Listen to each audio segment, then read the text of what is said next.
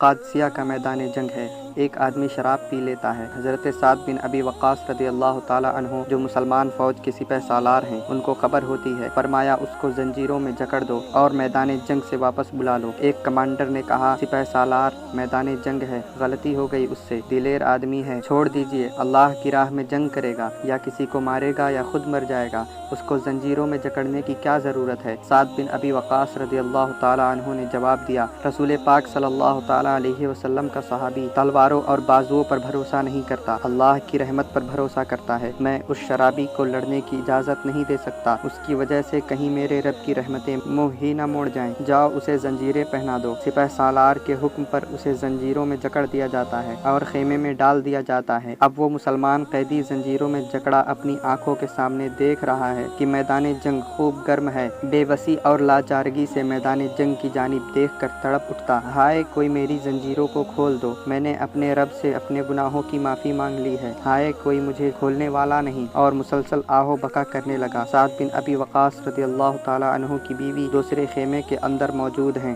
زنجیروں میں جکڑے ہوئے قیدی نے دوسرے خیمے میں ان کی موجودگی کو محسوس کرتے ہوئے پکار کر کہا، اے حضرت سعد رضی اللہ تعالیٰ عنہ کی بیوی، میری زنجیروں کو کھولنے میں میری مدد کریں، مجھ سے مسلمانوں کا گرتا ہوا خون نہیں دیکھا جاتا۔ وہ بدستور پردے میں رہتے ہوئے کہتی ہیں، تم نے گناہ کیا ہے اور سپہ سالار نے تمہیں زنجیروں میں جکڑنے کا حکم دیا ہے۔ قیدی کہنے لگا، خدا کی قسم، اگر زندہ رہا تو خود آ کے زنجیریں پہن لوں گا، خدا را مجھے رہا کر دیں، میں نے اپنے اللہ سے معافی مانگ لی ہے۔ ادھر مسلمانوں کے لشکر پر شکست کے آثار گہرے ہوتے جا رہے تھے۔ کافروں نے ایک ایک صف پر حملے کیے، صفیں الٹنے لگیں۔ ابو محجن ثقفی رضی اللہ تعالیٰ عنہ کی آہوں اور سسکیوں کو دیکھ کر حضرت سعد رضی اللہ تعالیٰ عنہ کی زوجہ محترمہ کا دل بھر آیا۔ انہوں نے نتائج کی پرواہ کیے بغیر اس کی زنجیروں کو کھول دیا۔ ابو محجن ثقفی نے اپنی زرہیں نہیں پہنی بلکہ ننگے جس کافروں کی ایک ایک صف پر ٹوٹ پڑے۔ حضرت سعد رضی اللہ تعالیٰ عنہ ان دنوں سخت بیمار تھے اور ایک بلند جگہ پر میدان جنگ کا نقشہ دیکھ رہے تھے۔ کیا دیکھتے ہیں کہ مسلمانوں کی ہر ایک صف درہم برہم ہے، لیکن ایک تنہا آدمی آتا ہے، کافروں کی صفوں کو الٹ کر رکھ دیتا ہے، اور وہ جس طرف بھی جاتا ہے بجلی بن کر گرتا ہے اور خرمنوں کو جلاتا ہوا چلا جاتا ہے، جس طرف مڑتا ہے کافر کٹ کٹ گرتے چلے جاتے ہیں۔ سعد رضی اللہ تعالیٰ عنہ ٹیلے پر بیٹھے ہوئے اپنا سر سجدے میں رکھ دیتے ہیں، کہنے لگے، اے اللہ،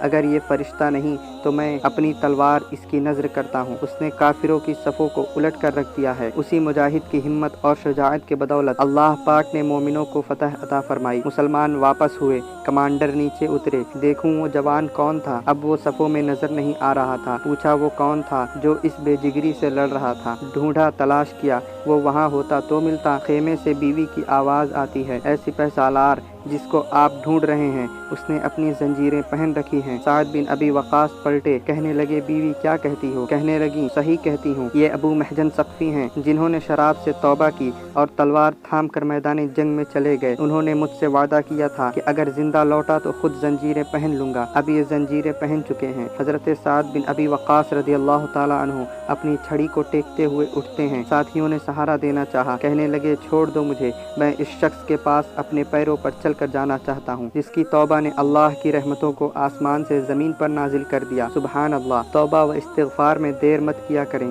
کیا خبر ہم میں سے کسی ایک کی توبہ اللہ رب العالمین کے آسمانوں پر رحمتوں کو زمین پر لے آئے۔ اللہ کریم توفیق عمل عطا فرمائے۔